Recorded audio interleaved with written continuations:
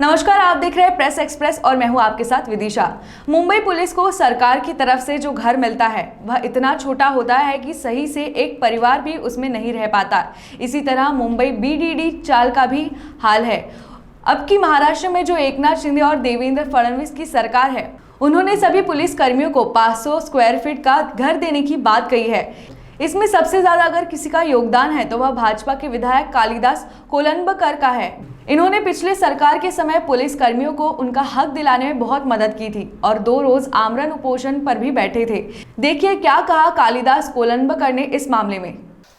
भारत में अगर कोई शहर की बात करें जहां पे जनता अपने आप को बिल्कुल सुरक्षित महसूस करती है तो वो मुंबई शहर है, जहां पे कि पुलिस इतनी सतर्क होती है कि आधी रात को भी अगर महिलाएं रास्ते पर निकले तो अपने आप को सुरक्षित महसूस करती है।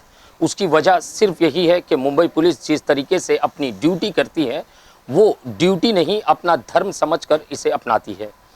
अब सवाल उठता ये है कि मैं मुंबई पुलिस के बारे में क्यों कह रहा हूँ, तो मैं इसलिए कह रहा हूँ कि यही मुंबई पुलिस के अगर घर की बात की जाए जहाँ ये रहते हैं अपने परिवार सहित, वहाँ पे काफ़ी दिक्कतें उन्हें और उनके परिवार को उठानी पड़ती है।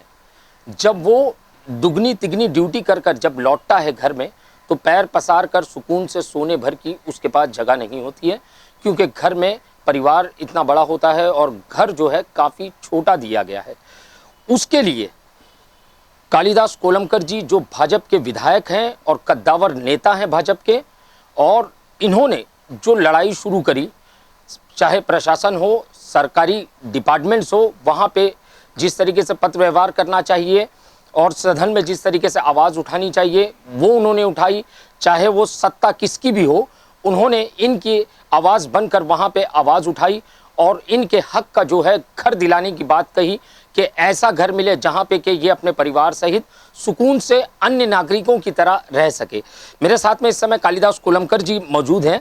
सर, जिस तरीके से आपने पुलिस महकमे की जो परिवार हैं, जो कठिनाई से गुजर रहा है, जिस तरीके से रह रहा है, उसकी आवाज़ सर आपने उठाई और जो है पिछली सरकार में भी आपने इस चीज़ के काफ़ी ज़ोरों शोरों से आपने रखा सामने कि किस तरीके की तकलीफ़ें इन्हें उठानी पड़ रही है।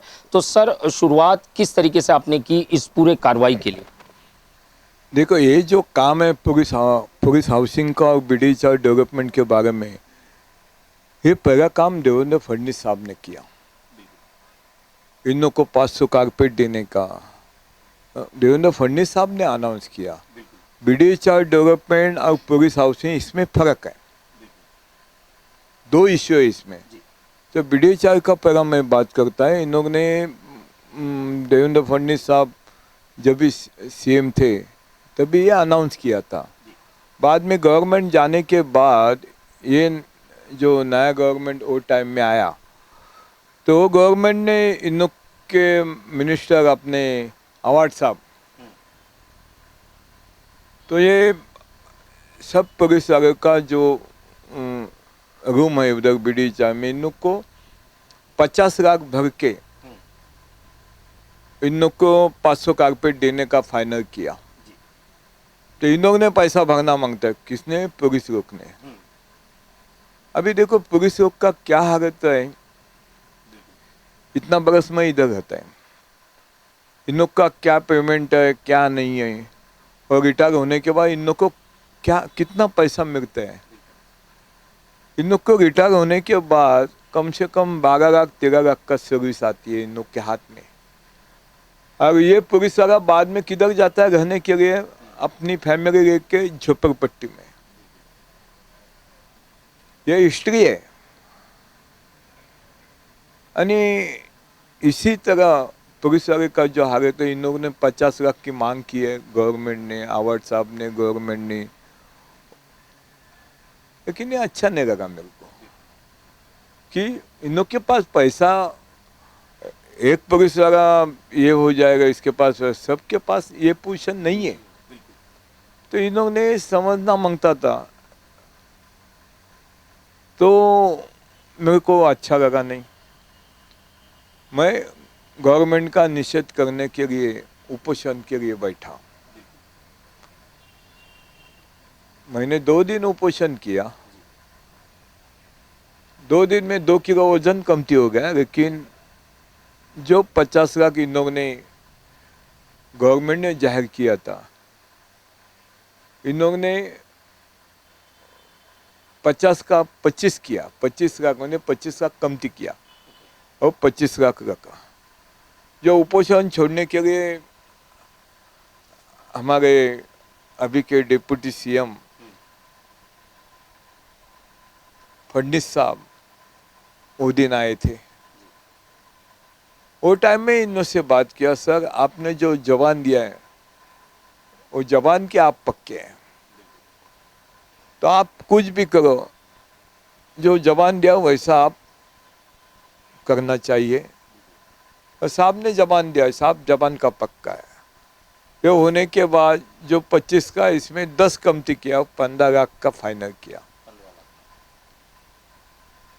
पुलिस हाउसिंग का जो ये प्रश्न है और बांद्रा का गवर्नमेंट कॉलोनी का भी प्रश्न है, वो सामने रख के इन लोगों ने ये डिसीजन लिया और पुलिस लोग भी मेरे खुश है 15 लाख का ये होने के बाद। अभी ये होने के बाद अभी मेरे इन लोग को जो एग्रीमेंट चाहिए था, जीआर चाहिए था, वो सब कुछ अभी मैं दिया, शिफ्टिंग चालू हो गई इन लोग का।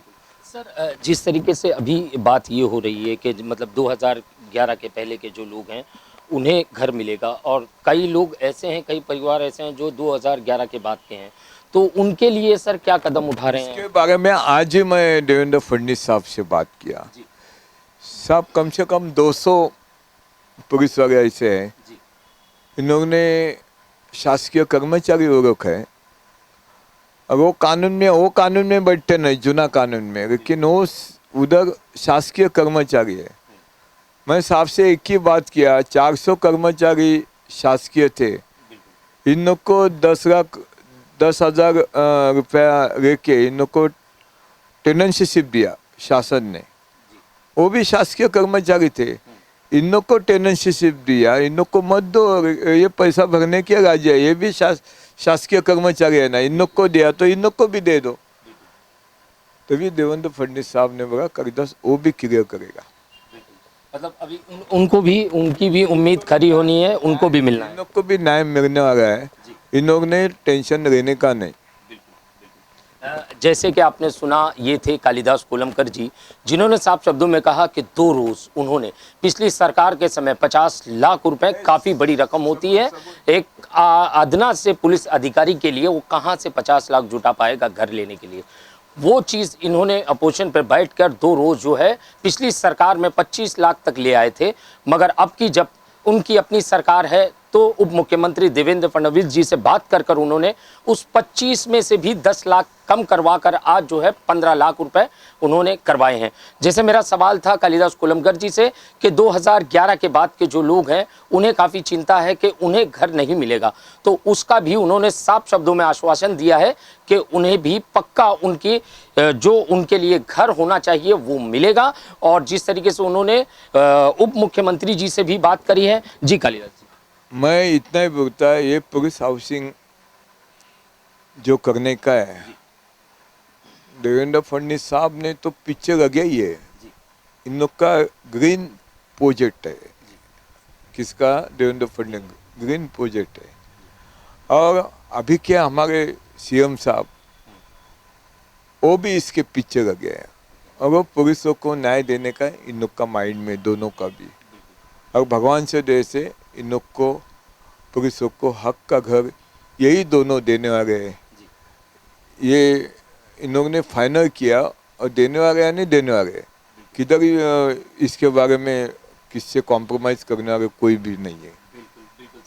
जैसे कि आपने सुना, दोबारा कालिदास कोलंबकर जी ने दोहराया कि देवेंद्र फडणवीस हो या एकनाथ शिंदे जी हो, दोनों की इच्छा है और उनका ड्रीम प्रोजेक्ट है। उन्होंने कहा ड्रीम प्रोजेक्ट मतलब उनका सपना है कि सभी पुलिस अधिकारियों को उनका अपना सपनों का घर मिले, और ऐसा घर मिले जहां पे के पूरा परिवार चिंता रहित रह सके, सुकून से आने वाला। जिस तरीके से उन्होंने कहा कि बड़ी आवाज़ उन्होंने उठाई, और जिस तरीके से उन्होंने कहा कि कई सारे पुलिस अधिकारी ऐसे हैं जो कि समय सीमा ख़त्म होने के बाद में, रिटायरमेंट के बाद में मजबूरन पैसा नहीं होने की वजह से झोपड़पट्टियों में जाकर रहते हैं।